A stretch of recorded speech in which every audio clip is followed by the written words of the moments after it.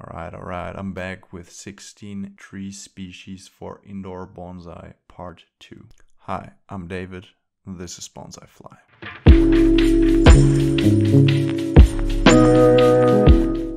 If you haven't seen part 1, that's no problem at all. You don't even have to click away, I'm just gonna link it at the end of this video. Part 2 will also cover 8 tree species, which will be completely different from the ones covered in part 1. Just like in part 1, I'm gonna rank the trees from 1 to 10 in 2 categories, which are indoor suitability, or IS, meaning how well they respond to being kept indoors, and bonsai value, or BV, meaning how well they respond to being subjected to bonsai techniques. Alright, let's get started with number 9, Operacouleur. This is an unusual succulent that forms relatively crusty bark and has delicate branches and little feather-like leaves. Very unique. The only downside is that it might be hard to get mature material depending on where you live, and these cost quite a bit. You can easily keep them indoors, but they might shed their leaves if it isn't warm enough for them. 9 out of 10 IS. They are slow growers, so be patient with them. The branches are very bendy, so they can be shaped extremely well, so I'm giving this a 9 out of 10 BS. Number 10. Borsera Phagoroidus. This plant is from the same family as Commiphorus and behaves similarly. It has very delicate leaves that kind of resemble Japanese maples, so that is very beautiful. They are easy to keep alive, but hard to get to thrive, so I'm giving this one a 6 out of 10 IS. Since they are difficult to grow and take time and effort, I'm also giving this a 6 out of 10 BV. You really need to get everything right for these to be trained into bonsai. Number 11. Sarissa Fautita.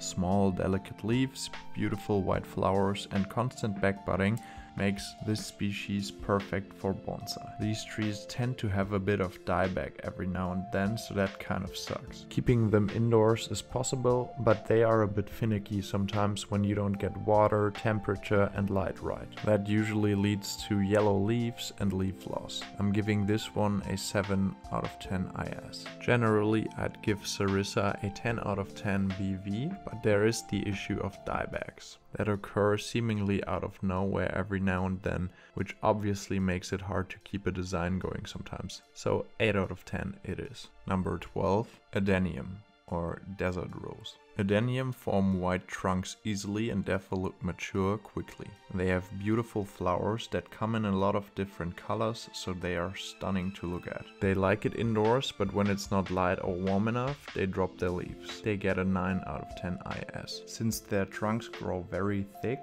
these quickly look like mature trees, but they aren't super easy to ramify because you have to cut them back constantly. I am giving them a 7 out of 10 BV. Number 13. Portulacaria Aphra.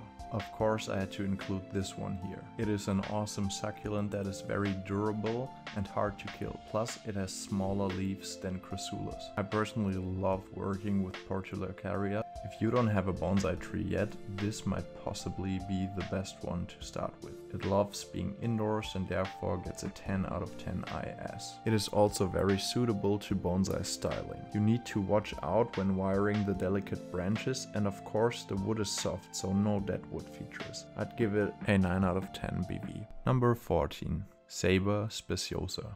This is a tree species I was put onto by a bonsai artist named Nacho Marin. Where I live, they aren't too easy to come by, but they form a spectacular thorny bark and can even flower very exotically. It's quite easy to keep them indoors. To get maximum growth, you will need some skill, but generally these behave similarly to Schefflera, so I am giving this a 9 out of 10 IS. In terms of bonsai value, they are similar to Schefflera as well. You can make nice bonsai from them, but the branches can only be bent carefully and ramification is hard to achieve. So this is a 7 out of 10 BV. Number 15. Boswellia. Probably among the most expensive plants on the planet, Boswellia comes from the same family as Commiphora and Borsera. Frankincense is made by burning the resin these trees emit, hence their price tag. A small one like this costs about 70 euros. In terms of being kept indoors and used for bonsai, they are pretty much like Commiphora and Borsera, so they get a 6 out of 10 in both categories. They aren't super easy and they grow slow, so maybe don't start with these ones, unless you have the patience. That brings us to last but not least, number 16. Ficus. I had to bring this one up, didn't I? Ficus are among my favorite trees to work with, and for good reason. They are forgiving, fast growing, widely available and affordable, and the genus Ficus consists of an estimated 1,000 different subspecies. I personally only have about 9 though. Once you have mastered how to take care of one, the rest are going to be easy for you as well.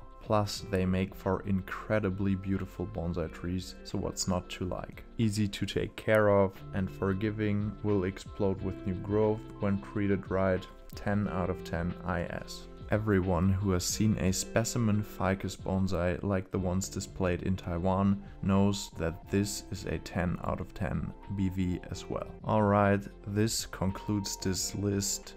Psych. I actually own some more indoor bonsai species, and since I haven't worked with them as much, first I wasn't gonna include them here, but now I kind of just want to throw them in here really quickly as well. So I have 3 extra species for you. I won't be able to give them a full score yet though. Extra 1, Euphorbia Geraldi. This one is actually pretty easy to keep indoors, and it rewards you with red flowers all the time. There literally wasn't a single time this one didn't have at least 1 flower. What might be difficult down the road is getting the trunk to thicken. Extra 2, Delonyx. These have beautiful feather-like leaves and look gorgeous. They are slow growing though, and I haven't fully tested how well they do as bonsai trees. Stay tuned for that in the future. Extra 3, Begonia Dragay. These kind of look like succulent trident maples, which is pretty cool. They also grow very quickly and are easy to take care of, but sometimes some branches just fall off. We'll see how well this does in the future. Alright, now I really am done for today. I hope you found something on this list that you didn't know before, and that I could inspire you to try and grow bonsai trees indoors. If you liked anything I had to say, drop a like for the video and consider subscribing to my channel. Until then, see you next time.